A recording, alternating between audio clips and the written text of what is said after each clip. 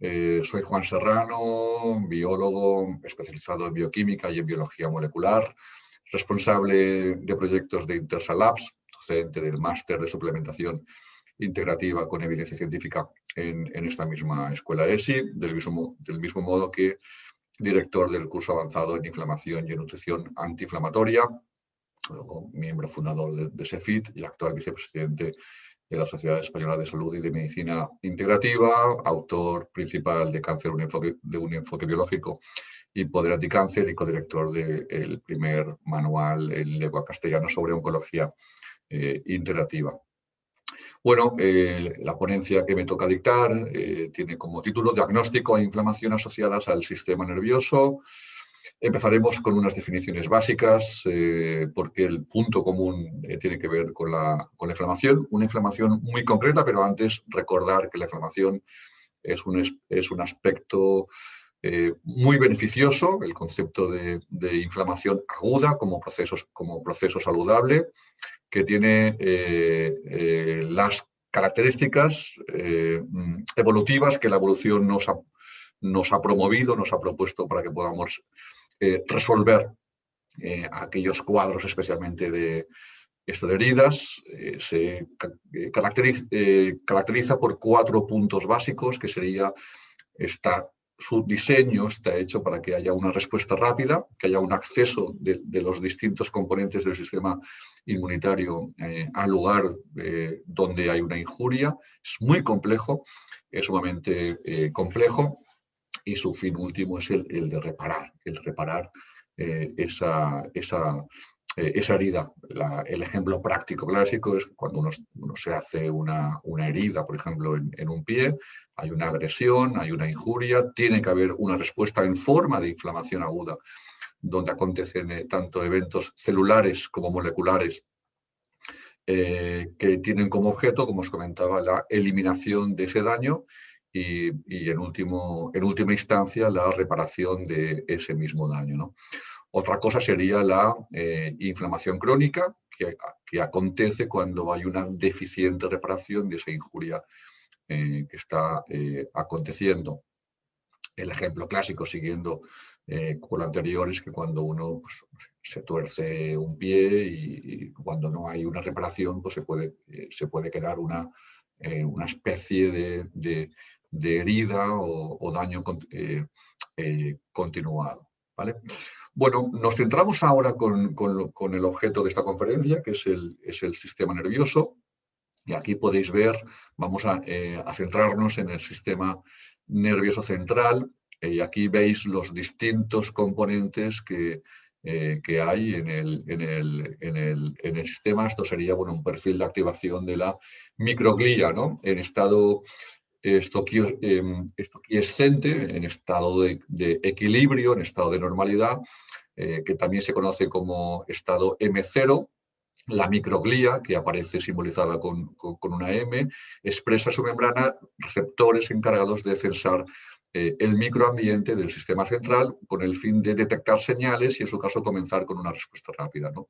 Dependiendo del estímulo, la microglía puede adquirir distintos tipos de activación: estado normal, estado de equilibrio, estado quiescente, y entonces todo es normal, salvo que pueda acontecer, por ejemplo, un traumatismo cráneoencefálico. Entonces, aquí hay un procesado y lo que se intenta, como siempre, es una reparación adecuada del tejido ante un estímulo agudo, en este caso de un traumatismo, ¿no? Que también podría acontecer con la enfermedad vascular cerebral, ¿no? Donde hay un cambio a un perfil de M0 a M1. Aquí se ven representados, ¿no? Aquellas moléculas, aquellas moléculas que representan un daño celular, y la microglía cambia a través, en este caso, por ejemplo, del factor NF-kappa beta, que es un factor de transcripción, que es el que ordenaría a la secreción de ciertas sustancias proinflamatorias, citoquinas, interleucinas, y asociado a ello también la generación de especies reactivas de oxígeno, es decir, oxidación, ¿vale? A la vez que ocurre esto, tras un traumatismo craneoencefálico, las células gliales, principalmente las de la microglía, se activan y se encargan de fagocitar las células muertas, pero también liberan proteínas, aquí las veis, inflamatorias, como las citoquinas y las quimiocinas. Estas activan una cascada de activación de las células gliales vecinas y al liberarse al torrente sanguíneo actúan asimismo como mediadores inflamatorios, de modo que establecen puentes de comunicación entre el cerebro y el resto de los órganos, especialmente el hígado, el cual sintetiza a la vez la proteína amiloide sérica A, es la que aparece como SAA, la cual ejerce de mediador inflamatorio, se une a neutrófilos y promueve la expansión de los linfocitos del sistema inmune, los cuales migran hacia la región dañada e inflamada del cerebro, tal como aparece aquí, perpetuando el proceso inflamatorio. Ejemplo sería donde hay un traumatismo, donde se activa, como os comentaba, ¿no?, a un estado M1, pero esto se tiene que resolver.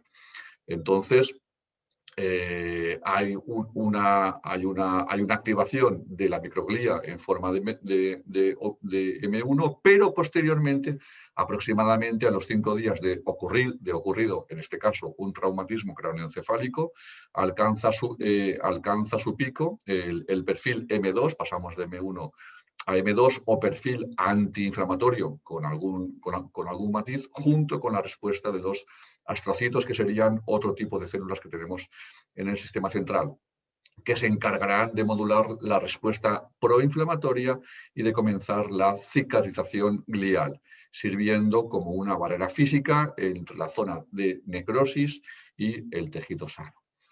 Esto ocurre cuando hay una reparación, pero puede que no haya una reparación y haya una inflamación crónica, que es lo que podría ocurrir, por ejemplo, ante este caso que veis de una meningitis crónica de etiología incierta, donde la paciente ingresa por episodios repetidos de esta inflamación en las meninges, una zona meningia, que no se resuelve. Por tanto, aquí estaríamos hablando de una inflamación crónica, ¿no? Y luego ya tenemos los casos más dramáticos, esto lamentablemente, de traumatismo, en el caso de Ángel Nieto, que tuvo un traumatismo cayendo de un quad y lamentablemente falleció, o el de Schumacher, que tuvo también un traumatismo esquiando, que se mantiene en vida, pero en un estado donde muy posiblemente haya una inflamación cerebral brutal que no se acaba de resolver. Entonces, con todo esto, hablamos del concepto de la neuroinflamación. Entonces, ante un estímulo inflamatorio, ni todo estímulo inflamatorio es benéfico y puede llevar al desarrollo de enfermedades neurodegenerativas, ni todo estímulo inflamatorio es malo, ya que puede conducir a la limitación del daño y la reparación del tejido. Es decir, siempre hay como la doble cara de la moneda, una parte positiva y una cara negativa. Dejamos, por tanto, los conceptos de inflamación aguda y de inflamación crónica, que las explicamos perfectamente en el curso que antes os comentaba, que acabamos de finalizar y que ahora haremos una segunda edición, y nos centramos con el complejo que más nos conviene, que es, perdón, que más que el que nos atañe, ¿no?, al contenido del curso, que es el concepto de inflamación celular. La inflamación celular o la inflamación, o sea, ICVG, inflamación celular de bajo grado, que es el factor de patogenicidad, no en cuanto al contexto infeccioso, sino en el contexto de las actuales enfermedades en las que estamos inmersos en la sociedad moderna. Bueno, comentar que, a diferencia de la inflamación clásica, la inflamación celular es un tipo de inflamación que interrumpe las redes de señalización en todo el organismo y que tiene por resultado aspectos metabólicos, fisiopatológicos muy distintos a los de la inflamación aguda y crónica, como podéis observar en la tabla. Vamos a ponerlo en contexto, donde hemos pasado de unos elevados niveles de mortalidad a causa de las patologías infecciosas que nos han asolado a lo largo de la historia, y con este cuadro os hago ver que la gente ya no fallece tanto por enfermedad infecciosa, sino que la gente ahora fallece por las enfermedades de la sociedad actual. Principalmente dos: las enfermedades cardiovasculares, donde en el nivel de morbimortalidad se equiparen bastante con las patologías oncológicas, y también aquí tenemos las patologías de tipo metabólica, por ejemplo, como la diabetes, que como veis, cada una de ellas, a la vez que decrecen las enfermedades infecciosas, se incrementan, incluso que diría que está casi de forma exponencial, las patologías asociadas al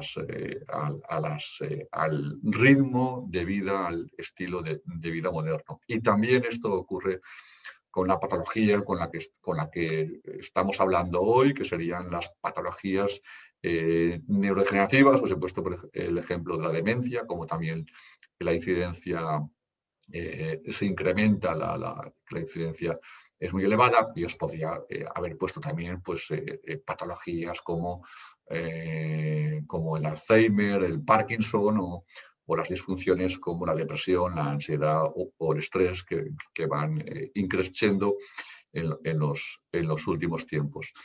Bien, hecho este contexto, os quiero decir, como este artículo del equipo de David Thurman, cómo el estilo de vida nos lleva a un concepto de inflamación crónica de bajo grado.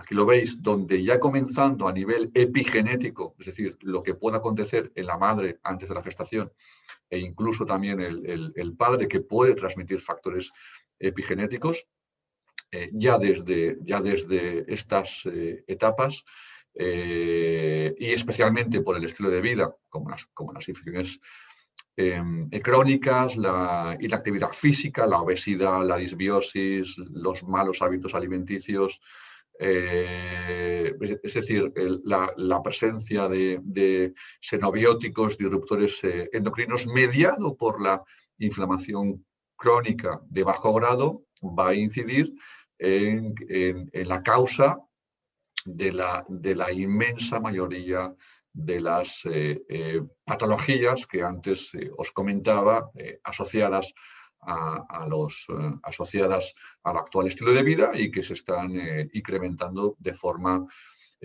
francamente espectacular.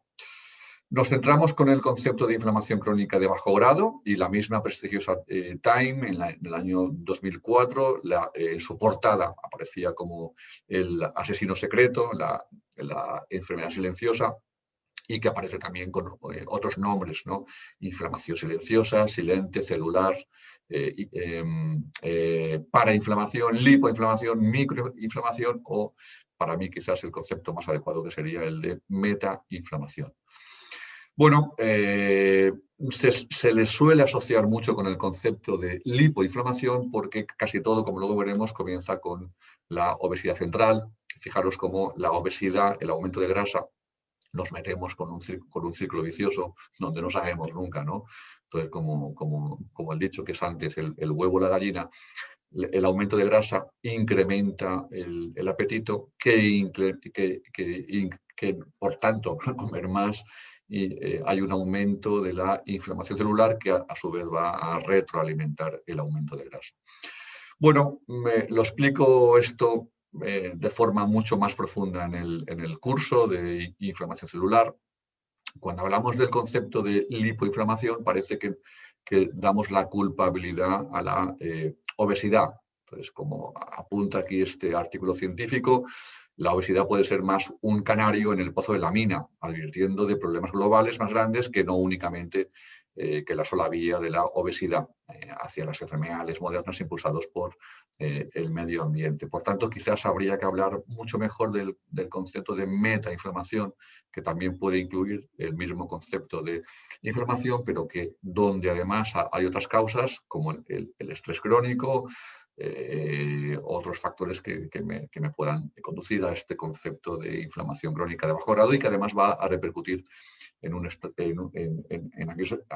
aquellos aspectos que ahora os voy a comentar que nos van a conducir a estados disfuncionales de salud. Bueno, partiendo partiendo únicamente de la obesidad central, ¿vale? Me va a conducir a un estado de inflamación crónica. Bueno, la obesidad tiene que ver con aspectos genéticos y epigenéticos. Hoy sabemos, como este artículo del año 2017 del profesor Bidu, esto de Boston, donde da la misma o implica tanto a factores genéticos como epigenéticos en este incremento del adipocito, del panículo adiposo que me conduce a la obesidad. Esto es una diapo que sintetizo también en el curso, donde intenté sintetizar bastante qué es lo que ocurre cuando el tejido adiposo normal se hipertrofia. En esta hipertrofia hay unos cambios también en los macrófagos. Aquí cambiamos de lo que es la microglía, que sería el macrófago asociado al sistema central, al concepto el concepto clásico de macrófago que habita el tejido adiposo, que también, como veis aquí, como consecuencia de la hipoxia, de la falta de oxígeno, por la acción también del factor de transcripción NF-kappa beta, que atrae, y hay un cambio también, como os comenté anterior, del tipo M1 al M2, y las mismas adipocitoquinas que se liberan, que como el factor de necrosis tumoral alfa o la interleucina 6, que son factores,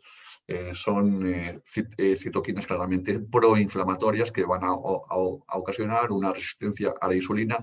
Por ahí suele comenzar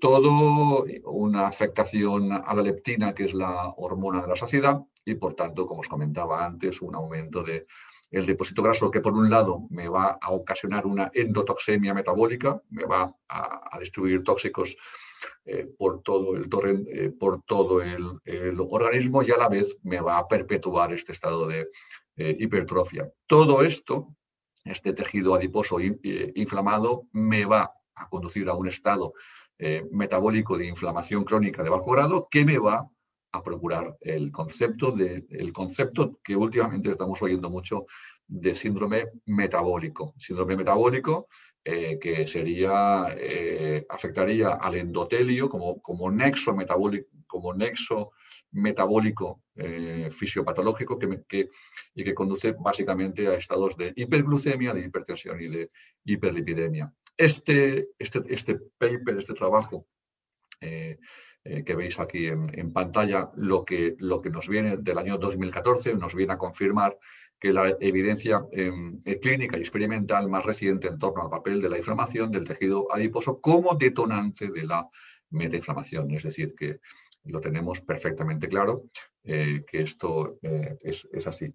Bueno, este también es una diapo que empleo mucho como derivado de esta hipertrofia del tejido adiposo que antes os comentaba. Por una parte, va a liberar una gran cantidad de ácidos grasos libres en la circulación sistémica, que me va a ocasionar incluso estos problemas musculares y osteoarticulares.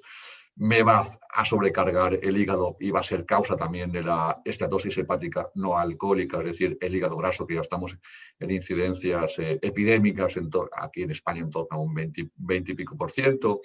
Esto va a ocasionar un incremento de la insulina, de la glucosa, de ciertos lípidos, es decir, me va a conducir al síndrome metabólico, y además también con la implicación que os comentaba antes del endotelio, también espoleado por la liberación de los radicales libres. Es un caso que está perfectamente definido como la inflamación crónica de bajo grado también me va a ocasionar el síndrome metabólico. ¿Por qué? Bueno, y todo esto al final me va a conducir como veis aquí en este artículo, en este esquema que procede de este artículo en el año 2011, a que la inflamación crónica de bajo grado me va a causar la inmensa mayoría de las patologías asociadas a la vida moderna.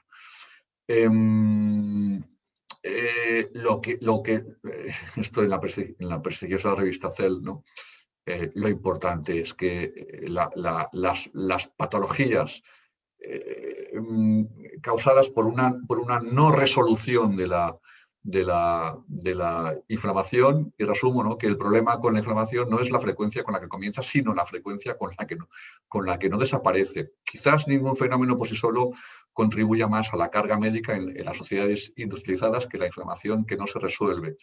La inflamación que no se resuelve no es una causa principal, pero contribuye significativamente a la patogenia de todo esto que aparece aquí. Es un cuadro muy similar al que os puse antes, pero que está publicado en otra revista, y que donde a través de ensayos clínicos se ha podido demostrar perfectamente cómo hay una base mediada por este estado de inflamación crónica que justifica la presencia de todas estas patologías que veis aquí en el esquema, ¿no? Y entre ellas, las enfermedades neurodegenerativas, que es el meollo.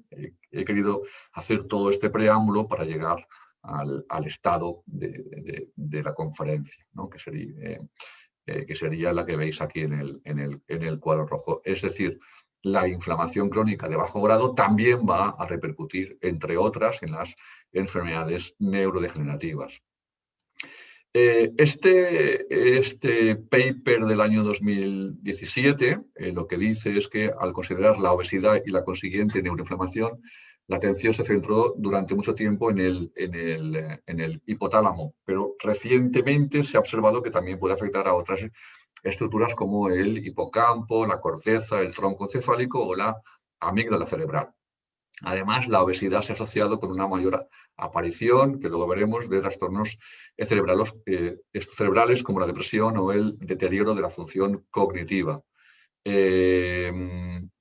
Así, en el síndrome metabólico, el sobrepeso y la obesidad producen el desarrollo de la inflamación sistémica de bajo grado, estrés oxidante y disfunción mitocondrial, tanto en órganos periféricos, particularmente en tejido adiposo e hígado, como acabamos de ver, como en la sangre, que es todo lo que os he comentado anteriormente para poder llegar aquí, ¿no? Pero os comento esto porque este proceso termina por repercutir en la membrana hematoencefálica, que es esa ligera, esa fina membrana que separa el sistema central esto del exterior, porque al ser una zona tan noble tiene que estar perfectamente protegida. Esta repercusión en la membrana hematoencefálica provoca un incremento en su permeabilidad. Es decir, si tiene que ser semi-impermeable, dejando el paso únicamente de aquello que tiene que dejar pasar, se incrementa, se hace hiperpermeable y, por tanto, ciertas cosas pueden llegar al tejido cerebral, a un estado de neuroinflamación. Por tanto, la alta adiposidad es un factor de riesgo para el desarrollo de varias enfermedades como el Parkinson o el Alzheimer.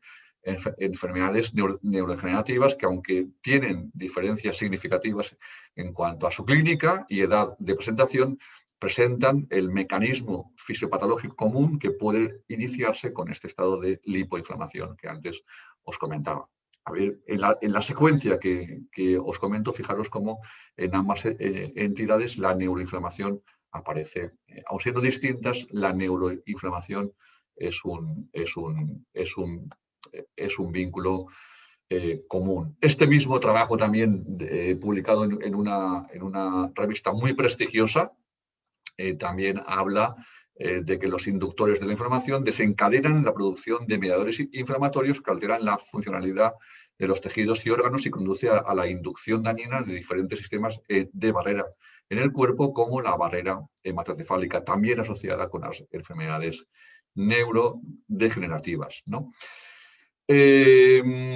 Bueno, aquí veis que vamos a comentar también un poquito todo lo que tiene que ver con la inmunosenescencia, que es el llevar a un estado adulto. Como veis en la imagen, el envejecimiento cerebral conlleva una serie de cambios que reducen los procesos de adaptación y respuesta, y que estas transformaciones pueden terminar en un deterioro cognitivo o demencia. Y siempre aparecen dos cosas: la neuroinflamación asociado a la oxidación. Inflamación o neuroinflamación y neurooxidación están casi siempre enlazadas. Y en el esquema que os muestro ahora a la derecha, en el contexto neuroinmune, a pesar de tener una fisiopatología parecida al traumatismo cráneoencefálico, el microambiente es muy diferente, principalmente a la edad, que es lo que representa la figura, donde se desarrolla la inmunosenescencia del sistema inmune. La microglía adquiere un estado activado, por lo que aumenta la actividad fagocítica y la secreción de citocinas proinflamatorias, como veis aquí. ¿Vale? Disminuyen las antiinflamatorias, el equilibrio se desplaza, es decir, hay más inflamación que no antiinflamación, y también disminuyen los factores neurotróficos, que son los factores que ayudan a crear nuevas neuronas y además que sean más plásticas, es decir, que además todo esto va a afectar a la neuroplasticidad. Por tanto, bueno, además de un incremento de factores proinflamatorios asociados a las especies reactivas de oxígeno, que en definitiva lo vuelve más sensible a pequeños estímulos, y que ocurre a diferencia de lo que ocurre en un cerebro más joven. Dicho todo esto, el objetivo es, por una parte, meter poca inflamación, vigilar aquello que nos conduce a este estado de preinflamación, por ejemplo, la obesidad central, y activar aquellos mecanismos de pro-resolución. Es la doble vía a la que debemos de aspirar. La medicina integrativa da buena cuenta de ello, y es un esquema, es un modo de hacer, para mí, ideal para conseguir, porque desde el punto de vista de la medicina clásica a veces se tiende mucho al concepto de antiinflamatorio en forma de fármaco. Y esto yo creo que quizás es pan para hoy y hambre para mañana. Sin embargo, desde la medicina integrativa tenemos que tener muy en cuenta, entre otros aspectos, cuando veamos a un paciente que tenga alguna disfunción bajo el paraguas de la inflamación crónica de bajo grado, su obesidad, su lipotoxicidad, la alteración metabólica que pueda haber en forma de hiperglucemia, hipertensión y también de hiperlipidemia, el estado de disbiosis, y así como el estado de alteración de la permeabilidad intestinal, porque la hiperpermeabilidad es una fuga de agua por el cual también entran tóxicos que al final me van a repercutir en la inflamación crónica de bajo grado, entre otros aspectos. Podemos medir, tenemos marcadores de inflamación como algunas interleuquinas como la 6, pero especialmente como la PCR es sensible, que es uno de los principales marcadores proinflamatorios, y la medicina integrativa tiene mucho que hacer corrigiendo esa obesidad mediante lipolíticos, diuréticos, controles metabólicos de la saciedad. Tenemos que establecer un fuerte proceso detoxificante. Tenemos que hacer un ajuste metabólico del control de esa hiperglucemia, de esa hipertensión y de esa hiperlipidemia, en caso de que acontezcan, o todas o parte de ellas. Tenemos que vigilar, tenemos que hacer un control de aquellos patógenos que son causantes de disbiosis, mejor aún si podemos discernir si es un hongo, si es una bacteria o si es un virus. Y tenemos también que establecer correctores de la permeabilidad intestinal, inmunomodulación y control sintomático. Es decir, todo esto es susceptible de ser manejado desde la medicina integrativa. Para ello, os pongo ejemplo, hay muchos elementos de actuación, pero quizás el más conocido sea el emplear la curcumina contenida en la cúrcuma, curcumina porque es el principio activo más conocido, pero en principio la totalidad de todo ese totum organicum que explico, intento también explicar de forma pues, mucho más profunda en el máster, que vamos ya por la cuarta edición, que empezaremos en el mes de octubre, ¿no? Yo imparto la asignatura de fitoterapia, donde esto también pues, intento explicarlo. En este caso, pues bueno, hablamos de que la cúrcuma tiene la potencialidad también de estimular las células madre, algunas células madre, por tanto, de activar esta neurogénesis que, como hemos visto en ocasiones y en los casos de neuroinflamación, por lo menos asociado a la senescencia, pues están inactivadas, ¿no? Bueno, aquí nos encontramos con que la cúrcuma sí, pero la pregunta es ¿qué tipo de cúrcuma? Hemos pasado de unas cúrcumas normales, estamos manejando ahora unas cúrcumas altamente estandarizadas en curcumina, pero ya nos empezamos a dar cuenta de que, o también, ¿no? O sea, nos empezamos a dar cuenta de que aún manejando altas dosis, la curcumina es un principio activo que, por ser liposoluble y muy poco asimilable y altamente, muy rápidamente metabolizable a nivel hepático, rápidamente se degrada. Entonces, si estamos hablando de que aunque lo combinemos con la pimienta negra, mejoramos un poquito lo que es la biodisponibilidad, pero no acabamos de alcanzar una concentración plasmática de curcumina con el tiempo suficiente para que pueda atravesar la barrera hematocefálica y hacer su acción neuro-antiinflamatoria. Por eso, bajo mi punto de vista, pues debemos de sopesar el manejo de aquellas curcuminas en formato microencapsulado donde permanezcan estable en plasma sanguíneo, y además todo eso comprobado a nivel de las fichas técnicas, con un tiempo suficiente para que el área plasmática de curcumina sea la más óptima, para que tenga tiempo suficiente para poder llegar al cerebro, que vemos pues, un esquema de un formato de una curcumina, como se microencapsula, en este caso sería en un oligosacárido. Por ello, y por otra parte, tenemos también, os pongo únicamente que un par de ejemplos, que habría muchos más. Podríamos hablar también de antioxidantes como la quercetina, y aquí tenemos el cardo mariano, donde aquí hay pues, papers como este, donde hacen una revisión de la química y los efectos neuroprotectores de la silimarina como principal principio activo del cardo mariano, como pueda ser pues, este paper también de su potencial, la potencialidad de la silimarina con su acción anti-Parkinson o también en el Alzheimer.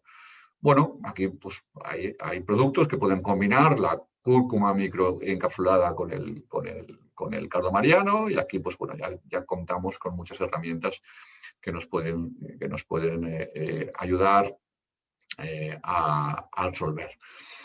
Dejamos, pues, hecho un poco una vista de pájaro, ¿no? Para que tengamos una visión a grandes rasgos de qué es lo que ocurre y cómo podemos ayudar en la solución, en lo que tiene que ver con las patologías neurodegenerativas.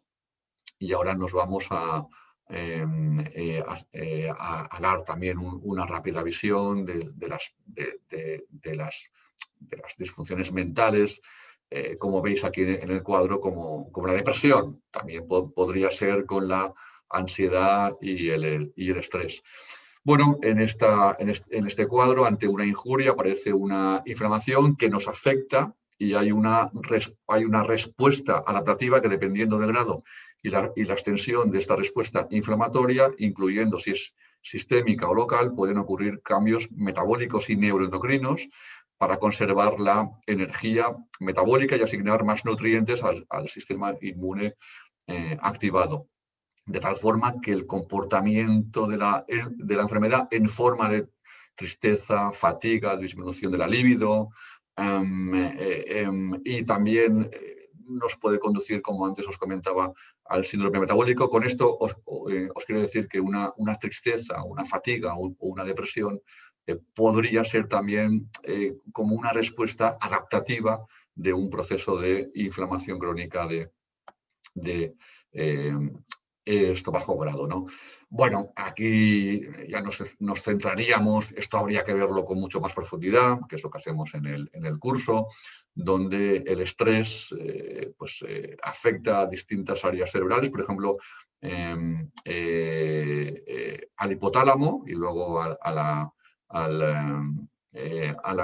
glándula, a la hipófisis, que activa una secreción neurohormonal, que finalmente se activa el cortisol, que lo que hace es reducir la inflamación. Pero si el estrés es crónico, de algún modo se secretan citoquinas proinflamatorias que lo que hacen es apagar el interruptor que apaga la inflamación, es decir, perpetuamos la inflamación crónica de bajo grado como consecuencia del estrés crónico, ¿no? En este trabajo, que veis aquí también, recientemente se ha descubierto que el estrés crónico reduce la sensibilidad de los tejidos al cortisol. Más en concreto, lo que hace es que las células inmunitarias encargadas de producir inflamación se vuelven inmunes al cortisol. El botón de apagado de la inflamación se rompe, como antes veíamos, y la inflamación permanece continuamente activada. Es un poquito lo que veis en el esquema de la izquierda. Es decir, el estrés crónico está asociado con la incapacidad de las células inmunitarias para responder a las señales hormonales que normalmente regulan la inflamación.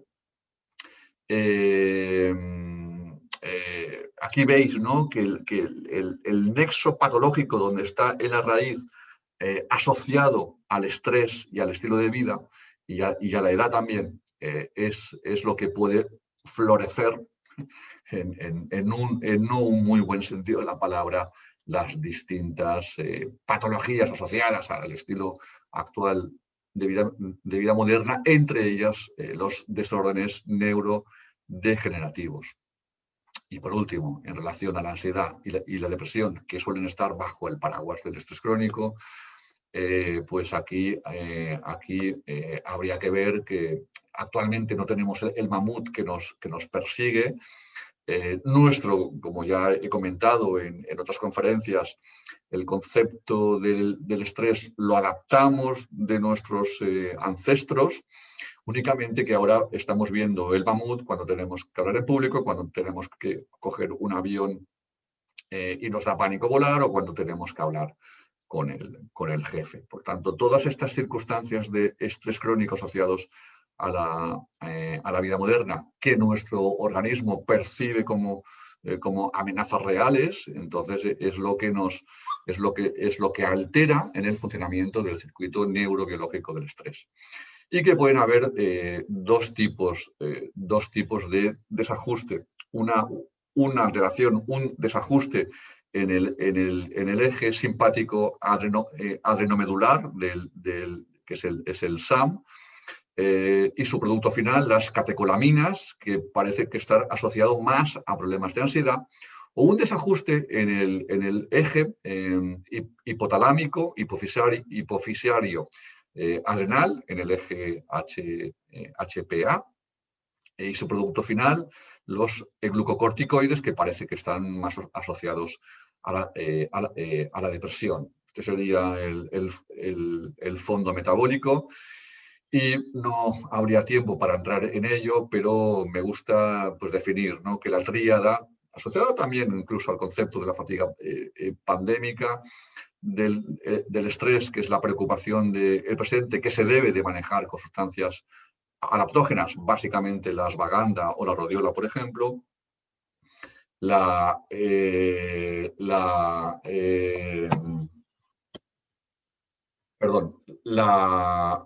ansiedad, que es la preocupación del futuro, que se debe de manejar con sustancias ansiolíticas, con sustancias GABAérgicas. Y aquí tenemos pues las plantas medicinales, por ejemplo, típicas como la valeriana, la pasiflora, el lúpulo, la avena, ¿no? Y por último, lo que es la depresión, que se puede asociar con la melancolía del pasado, que se debe de manejar con antidepresivos.